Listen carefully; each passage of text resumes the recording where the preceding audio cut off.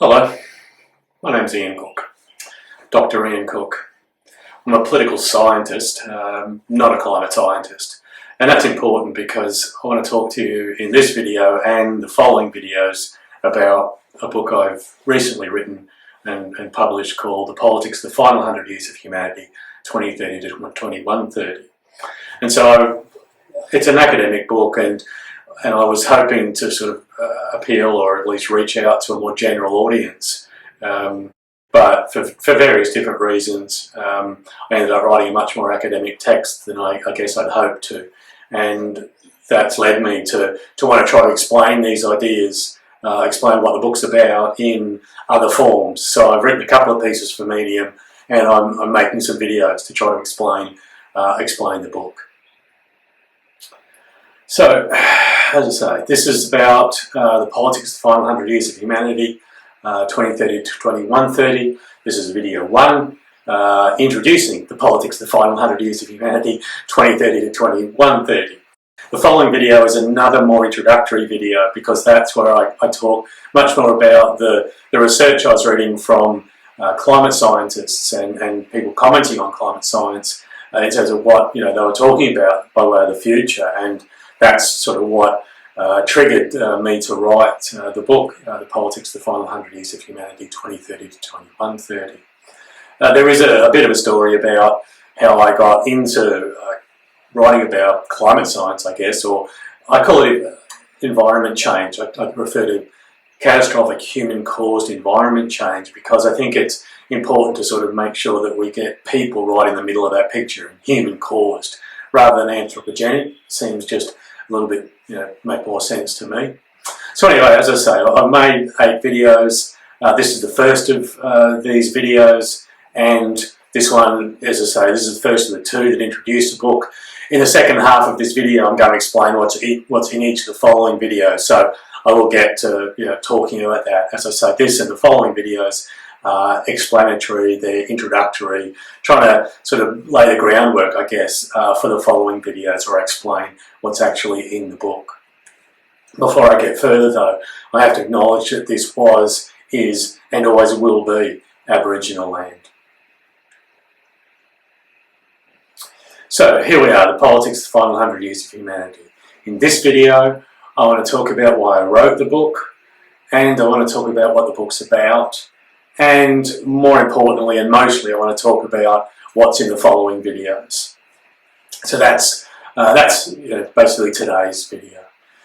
Just one thing I also have to make clear in all of my videos that the views I express in this video, the following videos, in the pieces I write on Medium, these are all my own views. They don't reflect anyone else's, and I'm responsible for them, no one else. So here we are, this book. There's a bit of a story to the writing of that book, and it starts with effectively another book. But this one was published by Springer. It's a large publisher, and to some extent, I guess, my book sort of disappeared in the middle of that huge organisation. And so I'm trying to get it out and get the ideas out a little bit more. But anyway, that's, I don't really want you to buy the book. I haven't made these videos to advertise the book. I've made these videos more or less so you don't have to read the book. If you want much more detail, more careful discussion, and there are some things I talk about in the book that I don't deal with at all in the videos. There's also some stuff I deal with in the videos that I don't deal with in the book, but I'm not sure that's going to be an issue because that's by me going a little bit further from what I did in the book, and so it's sort of not really a problem. As I say, if you want something much more about what's in the book, go to it. There it is. They're the details for you if you want to look it up and buy it. But it's really expensive, and as I say, I haven't made these videos to advertise the book and ask you to buy it. I've made them so you don't have to read the book. Okay, so why? Why did I write that book? That's a question I asked myself, or to some extent, I guess it's how did I get into this? And it starts to some extent. Now, karma, I'm a Buddhist, and we're not supposed to use the concepts like karma, but there's something sort of vaguely karmic, or at least that's the way I experience it when I talk about this book, because it actually starts with another book, Disciplining the Undisciplined. And this book was sort of the beginning of it all. What happened was some colleagues of mine putting together an edited collection, and they were calling out to people in different disciplines to say, well, what can you offer us by way of what your discipline can tell us about responsible citizenship, corporate social responsibility, and sustainability. And it was the sustainability thing that drew me in part because I guess I thought I was being a bit clever, and I was going to explain to people that what political scientists can tell you is that really political institutions won't do anything for you. I'll get back to that later, but that was sort of, I guess I thought I was clever, funny, but it came back to bite me. So, there's, as I say, there's sort of karmic stuff going on here.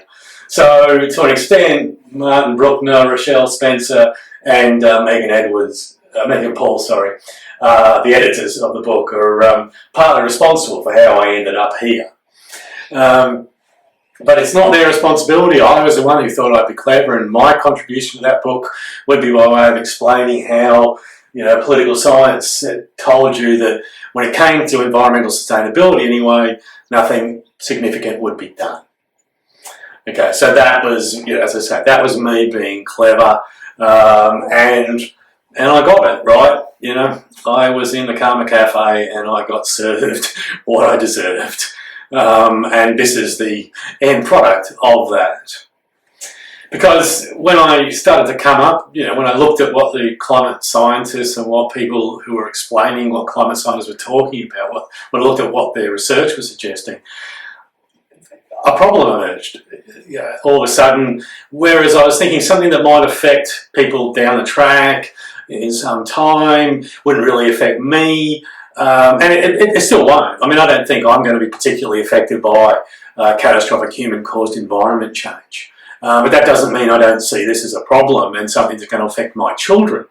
And it was when I realised that it was actually that immediate, I started saying to myself, well, what are you going to do?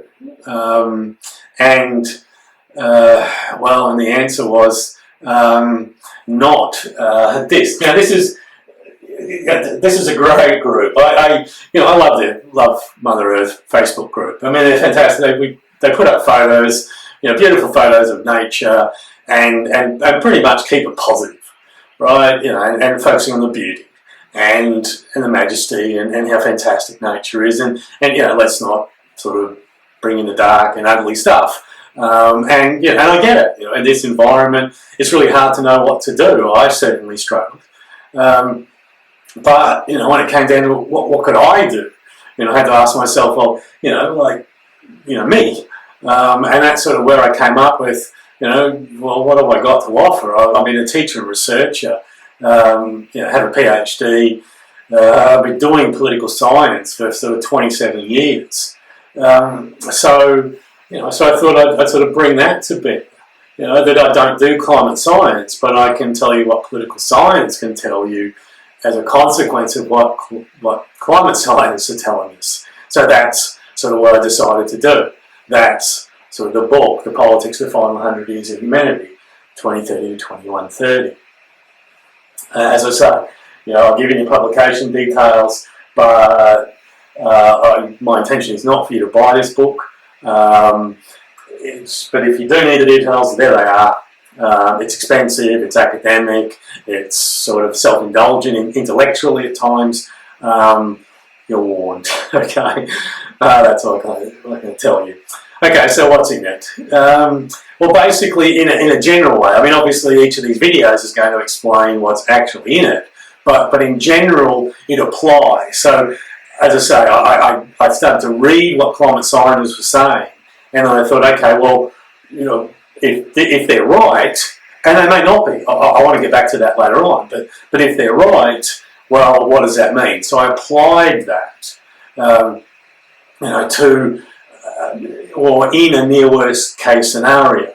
Now, I'll talk about in the next video. I'll talk about the worst case scenario, and I backed back a little bit from that, but not all the way. And part of the reason for that is because the political institutions won't act to produce change, and so yes, there'll be some attempts to ameliorate, moderate, modify, but when it comes down to stopping the ongoing emission of greenhouse gases and toxins and species depletion and extinction, which is why I have the full package, catastrophic human-caused environment change and not just climate change. Anyway, I apply this near worst-case scenario to politics, and that's both leading up to 2030 and between 2030 and 2130. So there's sort of half the book is on how we got to this trajectory or why we're on this trajectory and we're staying on this trajectory, and the other half is, okay, so if we're on it, what happens next? So politics, I mean, leading up to 2030 and between 2030 and 2130. And I do this for the reason that I was explaining to you in that started me off, that my cleverness with respect to disciplining the undisciplined was by way of me sort of suggesting that political institutions will fail. And that this is why, we're sort of tracked in this trajectory, and why, I can write about the politics of the final 100 years of humanity with, a fair amount of, I guess confidence isn't quite the right word, it's sort of pretty depressing. But, why, I guess, this is a real challenge, and I'm not sure our institutions can handle it, I'm not sure we can handle it. But I talk about that in the third of the videos I'm making, or maybe the fourth. So anyway, apply a near worst case scenario to politics 2030 to 2130 because political institutions will fail. And part of the reason they fail is because we don't want them to make change. But that's another story. So I now want to talk about the other videos. So this one I'm just introducing it, and so the rest of this video is going to be about the other videos. Hopefully most of them are going to be about 20 minutes, 15 to 20 minutes. Some are going to be a bit longer. Hopefully this one's a little shorter. I'm trying to keep them down, but I'm an academic, right? We talk too much. We like the sounds of our own voices. Anyway, enough of that. Let's talk about video 2. Now video 2, well, I probably would have chosen 3 other letters if I was going to give a title, but I've decided to try not to swear too much in these videos, so I'm sort of trying sort of behave myself, and so because really I'd like to use a 4-letter word because it's the 4-letter word that comes to mind, and obviously that 4-letter word is part of those three letters I might otherwise have used. It's oh my god. I started reading stuff, I read things I just wasn't expecting to read. They forced the problems into my face in a way that I hadn't experienced them before, and that led me to write the book. So as I say, the second one is another introductory one where I talk about the research with respect to sort of climate change and the sorts of things that would need to be done to address catastrophic human-caused environment change, or even just climate change. It's what I focus on in this video. I don't even look at what we would have to do to reduce toxicity, to address species depletion and extinction. So the oh my god is very much about the environment.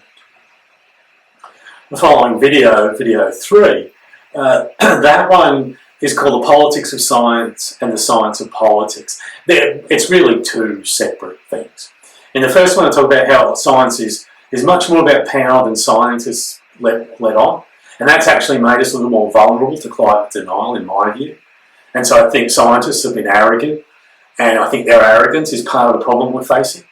So certainly, I'll own it in terms of the second part. In the second part of that video, I'll talk about how political institutions and political scientists are limited in the ways they approach problems, are limited in the way they think, and those limitations mean that our political institutions and the people who inform them and study them and talk about them are incapable of working towards something that can really address catastrophic human-caused environment change. So that's sort of video 3. In video 4, I'm looking at and it was hard to come up with a title for this one.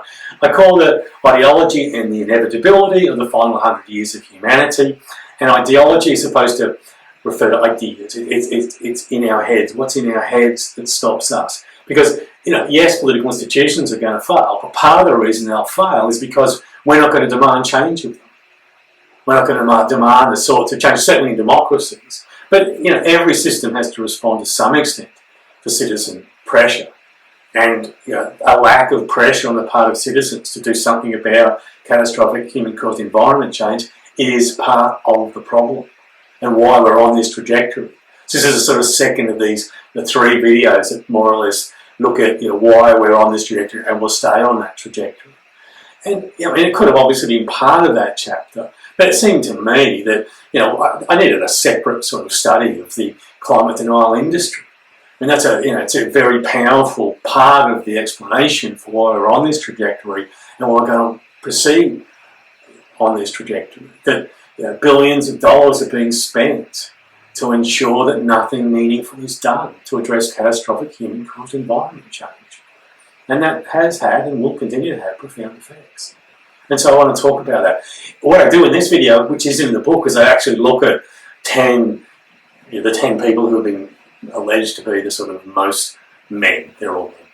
The 10 men who are the most vociferous and active in terms of denying climate change. And so I spent quite a bit of video looking at what they say and to some extent responded to some of the things that they've said or written. Video 6 is the first of the videos where I apply this to what actually might happen. And this is called national adjustment. And this is, many countries will just collapse. The sorts of pressures that principally climate change will introduce will mean that they just don't persist. But some will. And certainly, and I suppose to some extent Australia is one of the countries that I think will face this national adjustment. I mean, to some extent, the problems may well be, for many people, much more associated with the next video, which is I've looked at stuff at a much more international level. But as I say, for those countries that persist, given the change to the environment, there's going to be significant pressures on populations to move. We'll have rising sea levels and desertification or the increase of dry lands, which will make some areas unproductive. And as the climate changes, some areas will become more productive and more able to sustain people. But we'll have people in the wrong places. And in this video, I happen to have found a map that gives me a really nice illustration of this for Australia, because the places that are going to be livable in Australia in a sort of post-4-degree world, which is pretty much what I'm looking at. The sort of places are not anywhere near where most people live. And so there's going to be a process of people having to leave. And some people won't want to leave and they'll want governments to protect them. So there'll be this, for me, an interesting politics associated with these questions of what happens to a nation's population when the environment changes and things can't be grown in places that used to be grown that can be grown somewhere else. And this is going to place pressure on them. And as I say, I mean, that's just a sort of local level of the larger sort of processes. And in this one, I look at civil war. Well, I don't in this video. In the chapter, I look at civil war and international conflicts. In the video, I pretty much focus on international conflicts, mostly because the discussion of civil war was partly about me writing a textbook where political scientists would talk about war. What is war, what makes for war, what makes for civil war, when we would describe something as a civil war, when we would say that civil war was caused by climate change. A lot of sort of academic stuff that really isn't that interesting, I think, for most people.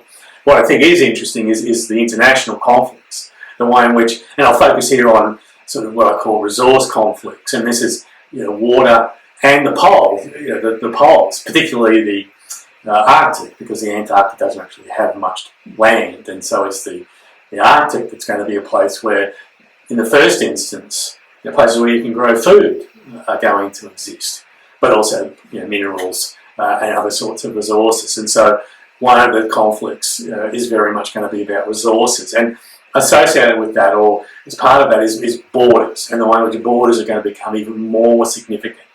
And trying to keep people out, because as I was saying before, some countries will just collapse. They won't be able to, their governments won't be able to address the needs of their population.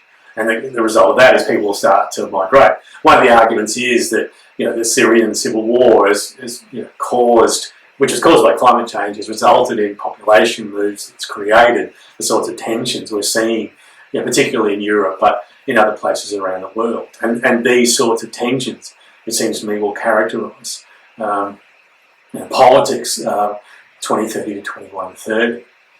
Now, the final video, it looks at it looks at some of what are called desperate measures, and there are a variety of things. I mean, what I'm thinking is that we'll get closer and closer, to the reality of inaction. And the consequences of inaction, and people are going to suddenly start to demand action, and in some instances governments will respond, because all of a sudden the calculations will change, and it will be, governments will realise that, well, in order to maintain power, they need to respond to this demand rather than just maintain the specific social order of the time. So people are going to demand changes. There's lots of things that that could be done. I only just want to focus on a couple of them. First, I want to look at radical population reduction. When I first encountered this, I mean, that's what I thought this was. I thought it was a population problem, and and certainly it's not unrelated to population, but it's actually a lifestyle problem. But for different reasons. I mean, I guess partly because I think radical population reduction will be one of the strategies that people will call for. In part because it might involve that it's populations in some other country that they're looking to reduce. But as I say, radical population reduction is something that I'm thinking some people will call for, and it was uppermost in my mind. And I thought it was for a long time I thought it was a population problem until I realised it wasn't. It's a lifestyle problem. We won't change our lifestyles to live lower energy, lower toxicity lifestyles, and because of that we won't get changes. So, and that will mean, well, if we had fewer people, we wouldn't have a bigger problem, and that's true. Fewer people living bad lifestyles, it's much better than many people living bad lifestyles, but they're still bad lifestyles. It's still a lifestyle problem, not a population problem. Anyway, so that's the first part of that video. The second part is where I look at stratospheric aerosol injection, and I'd never heard of stratospheric aerosol injection before, but this is a way of trying to reflect radiation back out before it reaches the Earth's surface and to cool the temperatures. Now, one of the things about this is that it doesn't require reduction in fossil fuel or greenhouse gas production and fossil fuel use, okay? Because this is about trying to stop the radiation before it even gets into the atmosphere.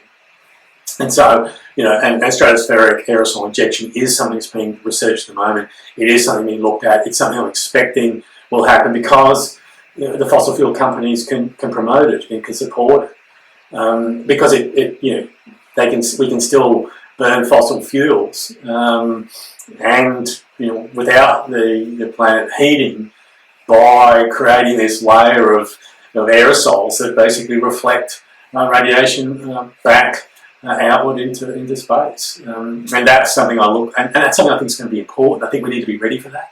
So that's the thing I want to talk about in the 8th video. So that's the book, Politics, 500 Years of Humanity, 2030 to 2130. As I say, it's they're the details, but in this video, all I wanted to do is explain why I wrote the book, a little bit about what's in the book, more what it's about in the sense of that applying that near worst case scenario, and most of all I want to talk about in the next videos. Thanks for that. Thanks for watching. Please follow me on Medium and YouTube.